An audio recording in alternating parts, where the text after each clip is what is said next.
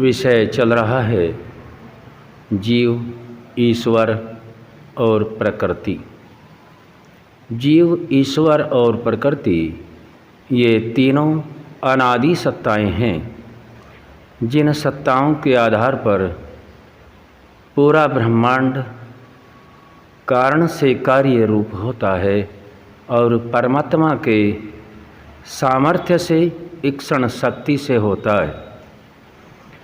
इस ज्ञान को हम सभी को प्राप्त करने के लिए ईश्वर की वाणी वेद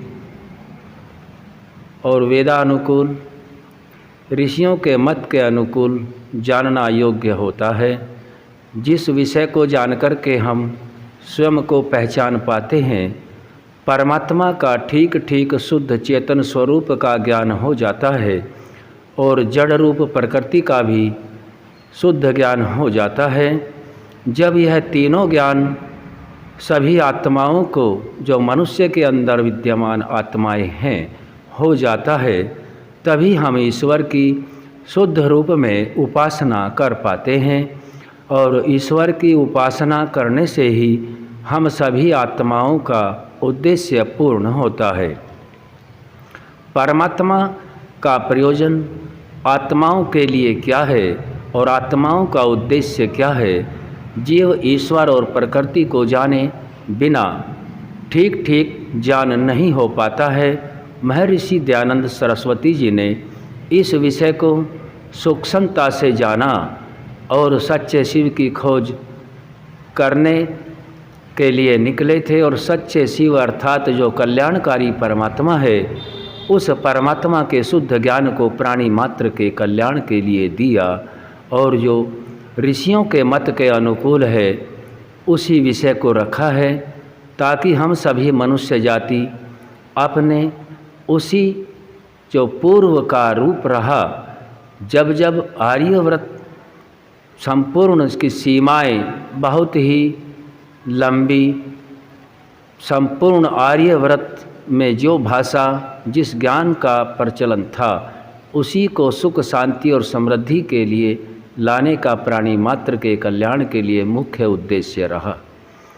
और इसमें आज हम जानने का, समझने का प्रयास कर रहे हैं, क्योंकि हम सभी ने जो आत्माओं को परमात्मा ने शरीर दिया है, इस शरीर के अंदर ज्ञानेंद्रियों का विषय चल रहा है, जिसमें हमने आज श्रोत्र इंद्रिय का विषय लिया है और 2 इंद्रियों का विषय हम पहले ही समझ चुके हैं, चक्षु इंद्रिय, घ्राण इंद्रिय और श्रोत्र इंद्रिय। इन तीनों विषयों को समझ चुके हैं। तीसरा विषय श्रोत्र इंद्रिय का चला हुआ है। श्रोत्र कहते हैं श्रवण, जिससे शब्द का ज्ञान होता है और शब्द का ज्ञान श्रोत्र इंद्रिय जो है कर्ण, बाह्य कर्ण दिखाई दे रहे हैं, के माध्य श्रोत्र इंद्रिय के माध्यम से ही यह कार्य करते हैं और श्रोत्र इंद्रिय मन के आदेश पर कार्य करता है।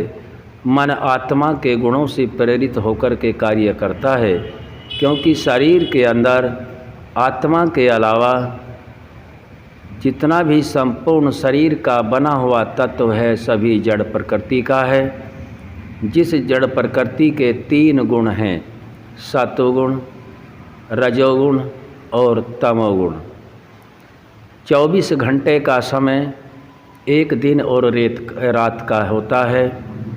तीनों गुण आते जाते रहते हैं। जिस गुण की शरीर के अंदर प्रधानता होती है, वह आत्मा उसी गुण से जाना जाता है। सत्वगुण यदि अधिक है, रहेंगे रजो और तमगुण भी, लेकिन वह सत्वगुण प्रधान माना जाता है। यदि रजोगुण की प्रधानता है, तब भी तीनों गुण रहते हैं, सत्वगुण और तमोगुण भी विद्यमान है, लेकिन रजोगुण से उसको हम जानते हैं। यदि तमोगुण की प्रबलता है और रज और सत्वगुण की न्यूनता है, तो वह तमोगुण से जाना जाता है। ऐसा नहीं हो सकता किसी भी दृष्टि से कि तीनों गुण विद्यमान हों और एक गुण सर्वोपरि हो और दोनों गुण नष्ट हो जाए, ऐसा नहीं हो सकता, क्योंकि प्रकृति अपने गुणों के साथ है और ये तीनों गुण विद्यमान हैं।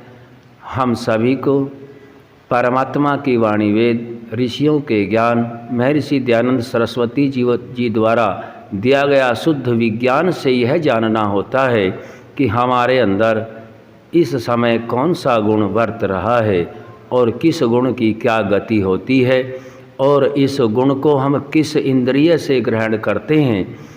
श्रोत्र इंद्रिय में हमें सत्व गुण, सत्व प्रधान शब्दों का परिज्ञान करना होता है, इसके संस्कार भी सत्व ही बनते हैं। यदि तमोगुण प्रधान है तो तमोगुण के संस्कार बनते हैं, रजोगुण है तो रजोगुण प्रधान रहता है, रजोगुण ही संस्कार बनते हैं। और इन्हीं संस्कारों के सूक्ष्म शरीर में जमा रूप के आधार पर ही आत्मा शरीरों को या मोक्ष को प्राप्त होता है। यह सभी ज्ञान विज्ञान के आधार पर, तर्क और प्रमाण के आधार पर महर्षि दयानंद सरस्वती जी ने ईश्वर की वाणी वेदानुकूल सभी प्राणी मात्र के लिए दिया। जो हमें रोकने का निर्देश दिया है, जहाँ जहाँ से अपने श्रोत्र इंद्रिय को रोकना है, जिससे हमें कोई सामाजिक, आर्थिक, शारीरिक, राष्ट्रीय, मानव कल्याण के हित में कोई वाणी शब्द नहीं है, उसका संस्कार नहीं जमा करना है, न उसको ग्रहण करना है। और यदि कोई वाणी, चाहे वेद वाणी है, दिव्य वाणी है, देववाणी है, इनको हमें सरलता से ग्रहण करना है और इनका श्रवण, मनन, निधि ध्यासन और साक्षात्कार करने के उपरांत अपने आचरण में लाना है, ताकि हम सभी आत्माओं का उद्देश्य पूर्ण हो सके। उद्देश्य केवल एक ही होता है, जो मुख्य उद्देश्य होता है। आत्मा का मुख्य उद्देश्य है अपने गंतव्य को प्राप्त करना। अन्य अन्य शरीरों में जाकर के सबसे उत्तम शरीर मानव शरीर है। इस मानव शरीर में आकर के उत्तम कार्यों का करना, श्रवण आदि जो भी ज्ञान हमें मिलता है उसके आधार पर संस्कारों को जमा करके उन्नतियों को प्राप्त होना, मनुष्य से देवत्व बनना और देवत्व से फिर मोक्ष की प्राप्ति करना मनुष्य का मुख्य कर्तव्य होता है। और यह ज्ञान बिना ऋषियों के ज्ञान के आधार पर दिए गए ग्रंथों का श्रवण या अध्ययन या पठन पाठन के बगैर नहीं हो सकता। इसीलिए सभी प्राणी मात्र को स्वाध्याय अवश्य करना है, श्रवण भी करना है। ईश्वर की वाणी वेद का श्रवण हमें आत्मिक शांति, आत्मा की अंततः जो मुख्य उन्नति है उसमें सहायक होता है। भौतिक उन्नतियों को प्राप्त करने के लिए भी हमें सत्वगुण प्रधान विद्याओं का ग्रहण करना होता है, जो श्रोत्र इंद्रिय के माध्यम से सूक्ष्म श्रोत्र इंद्रिय मन के द्वारा संस्कार रूप में जमा होता है और यह हमारी उन्नति में सहायक बनता है। केवल वासना के लिए, इंद्रियों के भोग के लिए शब्द का श्रवण मात्र करना उचित नहीं है। उस श्रवण किए हुए ज्ञान का उद्देश्य क्या है, हमारे लिए वह कितना सार्थक है। हम सभी प्राणी मात्र अपने जो बाह्य करण है इनके द्वारा शब्दों को ग्रहण करके सूक्ष्म इंद्रिय के माध्यम से मन में जो संस्कार रूप जमा होते हैं इनको सत्व रूप में जमा करके अपने आप को कृतार्थ करें और ऋषियों के मार्ग पर चलना हमारा मुख्य उद्देश्य होना चाहिए। महर्षि दयानंद सरस्वती जी ने अध्ययन के विषय में लिखा, आर्य समाज का तीसरा नियम दिया कि वेद सब सत्य विद्याओं का पुस्तक है। वेद का पढ़ना पढ़ाना और सुनना सुनाना सभी आर्यों का अर्थात श्रेष्ठ मनुष्यों का परम धर्म है। हम एक तरफ तो जो क्लिष्ट जो म्यूजिक होता है, जिसको अंग्रेजी में म्यूजिक कहते हैं, इस म्यूजिक के आधार पर भी मनोरंजन के रूप में, वासना के रूप में शब्द आदि को ग्रहण करते हैं, जिनका संस्कार शुभ नहीं बनता।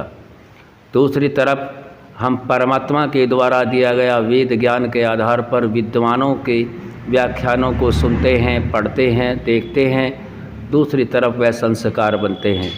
निर्णय मनुष्य के हाथ में होता है और निर्णायक शक्ति भी तभी सार्थक होती है जब परमपिता परमात्मा के ज्ञान को हम शुद्ध रूप में ग्रहण करें और परमात्मा के शुद्ध चेतन स्वरूप को जानें, स्वयं आत्मा के शुद्ध चेतन स्वरूप को जानें। जैसे आत्मा कभी भी मरने वाला नहीं है और जिस आत्मा को शरीर मिलता है वह शरीर सदा रहने वाला नहीं है, और प्रत्येक कर्म चाहे मन से किया गया कर्म है या शरीर से किया गया कर्म है या वाणी से किया गया कर्म है, तीनों प्रकार से किए हुए कर्म को चाहे वह किसी के सामने दृश्यमान हो या मन के द्वारा अदृश्य ही हो, किया हुआ कर्म कभी निष्फल नहीं होता। ऐसा महर्षि मनुस्मृति में सभी प्राणी मात्र के कल्याण के लिए हम सभी को अपने स्वयं के ज्ञान से समझा रहे हैं। जिन्होंने परमात्मा का निज सत्य स्वरूप को जान करके मानव मात्र के कल्याण के लिए जिस ज्ञान को दिया, उन ग्रंथों का अध्ययन करना, श्रवण करना, आचरण में लाना प्रत्येक प्राणी का कर्तव्य, मुख्य कर्तव्य होता है। मनुष्य जन्म से ज्ञानी नहीं होता और यह जन्म से लेकर के मृत्यु पर्यंत ज्ञान को ग्रहण करता रहता है और शुद्ध ज्ञान के आधार पर शुद्धता को प्राप्त होता है।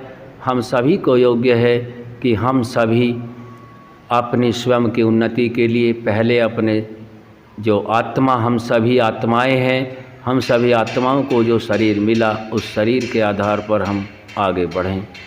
आज हमने स्वयं की उन्नति के लिए इस ज्ञान को जाना है। आज यहीं तक रखा जाएगा, आगे फिर रखेंगे। ओम शम।